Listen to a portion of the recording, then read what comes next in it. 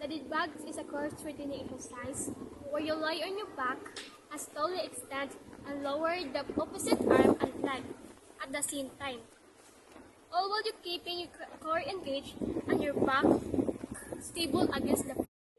Slowly return your left arm and right leg to the starting position. Repeat the movement, this time lowering your right arm and extending your left leg. Continue. Keep alternating sides in smooth, controlled motion. The main focus is keeping the core tight and preventing your lower back from arching away from the floor. Variations. Easier.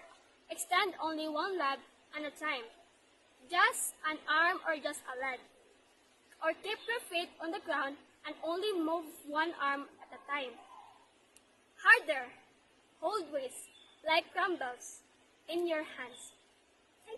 Benefits of dead bug exercise. The dead bug exercise, strength and stability is the core of targeting deep abdominal and back muscles, help to reduce and prevent lower back pain.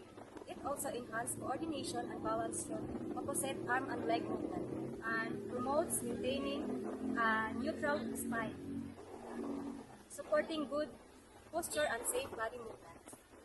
Of dead bug. Standard or contralateral. The basic movement lowers the opposite arm and leg while maintaining the stable spine. Spirital or some side lowers the same side, arm, and legs, significantly increasing the anti-rotation challenge. Legs only and heel stops. A common regression where arms remain stationary, focusing on legs control. Tapping and heels or extending the legs. Arms only.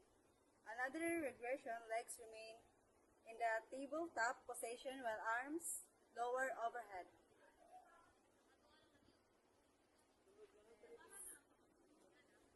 Sige lang, ikatabi ka na. So let's tackle about the benefits of dead bugs exercise. So dead bug exercise have 4 benefits. Dam kurog kay kog kumot dam. So let's proceed. Straight leg dead bug increases the liver length and challenge by straightening the legs as it lowers. Weighted dead bug adds load by holding a light dumbbell or kettlebell. Dead bug with a ball or object. Ball squeeze increases overall core tension by squeezing a stability ball or block between hands and knees. Ball pass adds complexity by passing a ball between hands and feet at the extended position. Dead bug plus wall press A.